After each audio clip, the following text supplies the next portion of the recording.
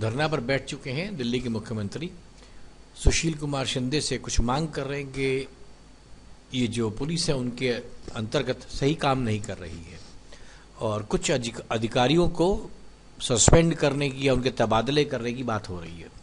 आइए जरा इसका कारण समझने का प्रयास करते हैं, क्या इसका मूल में क्या है।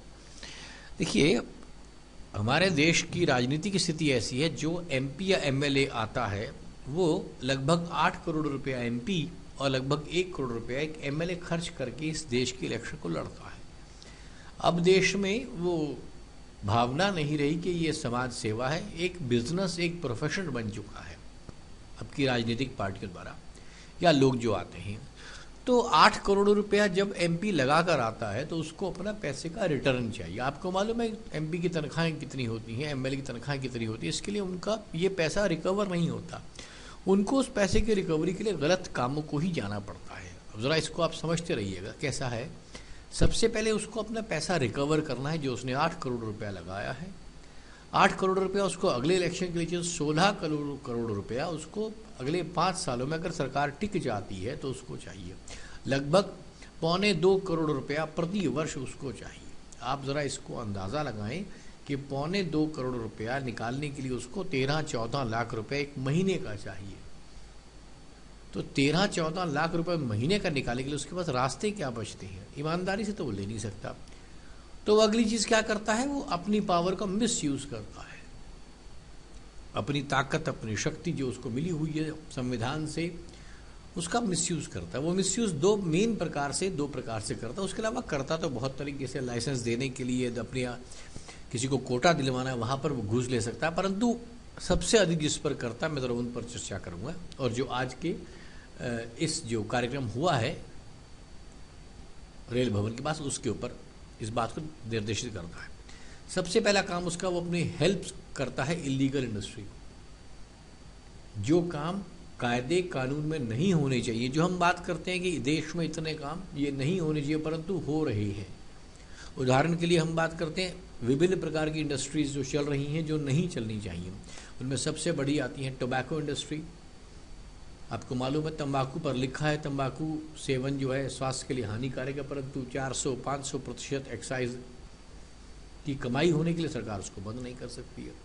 ड्रग इंडस्ट्री है, उसको सरकार बंद नहीं करती है। अल्कोहल इंडस्ट्री है, उस पर भी सरकार इतनी बड़ी एक्साइज लगाती है, दारू फिर भी बंद नहीं करती है। सेक्स स्कैंडल जो अभी हो रहे हैं, जिसके ऊपर अब ये मेन बात इस समय ड्रग्स और सेक्स स्कैंडल के ऊपर ये केस हुआ है, तो सरकार का एमएलए एमपी अपनी नीचे ये काम करवाते हैं। क्यों करवाते हैं? और इस काम को करने के लिए उन्हें पुलिस फोर्स लगानी पड़ती है, क्योंकि पुलिस फोर्स की मदद से ही इलीगल काम हो सकता है, क्योंकि संरक्षण तो उनको कानून ही देगा ना। अब पुलिस वाले के लिए उनको करप्ट ऑफिसर चाहिए जो खुद भी पैसे खाए, उन तक भी पैसे पहुंचाए और उनका एक गलत काम होने दे। करप्ट ऑफिसर्स को चाहिए। तो करप्ट ऑफिसर के लिए क्या है, उनके पास कुछ ऐसी सीटें हैं, कुछ ऐसे थाने हैं, कुछ ऐसी जगहें हैं जहां पर पैसे कमाई होती है। उस पैसे पर जाने के लिए लोग लाखों रुपया रिश्वत देते हैं उस कुर्सी को पाने के लिए। फला थाने में फला जगह पर मुझे भिजवा दीजिए।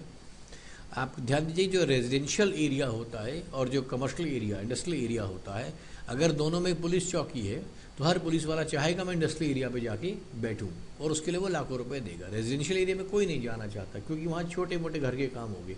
इंडस्ट्री में बड़ी कमाई होती है, इसके लिए उनको पोस्टिंग पर ब्राइब करनी पड़ती है। जो पोस्टिंग की ब्राइब है, उस पोस्टिंग को करवाता कौन है? मंत्री।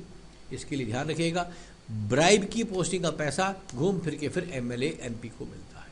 तो एक तो तरीका उनका ये पूरा विशेष साइकिल होता है जिसमें अपने पैसे को, अपनी पावर को मिसयूज करके वो पैसा अपना कमाता है, क्योंकि 8 करोड़ रुपया वो खर्च कर चुका है एमपी के नाते और एमएलए के नाते लगभग 1 करोड़ रुपया।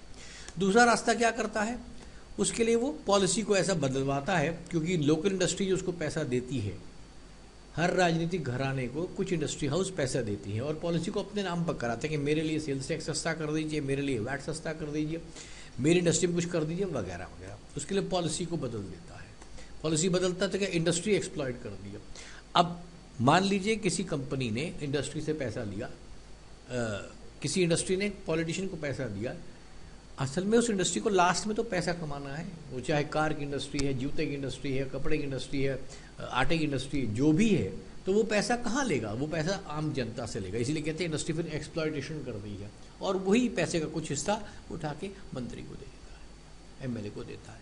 तो ये तो दोनों मेन मैंने आपके सामने मुद्दे रखे। इन दोनों में सारा पैसा का मेन कारण ये है कि एमएलए एमपी ने पैसा अपना लगा करके इसको देश की सेवा में आया है, तथाकथित सेवा। अब इससे बचने का एकमात्र रास्ता तब तक शायद नजर नहीं आता जब तक एमएलए एमपी के इलेक्शन के लिए पैसा सरकार न फंड कर दे। अब सरकार की फंडिंग की परेशानी, सरकार के पास पैसा नहीं है, खुद ही नहीं है। 5.25 लाख करोड़ की सरकार डेफिसिट बजट में चल रही है। 33% पैसा हमारा बजट में डेफिसिट है, लगभग 30-32% हम हर साल नया लोन लेते हैं।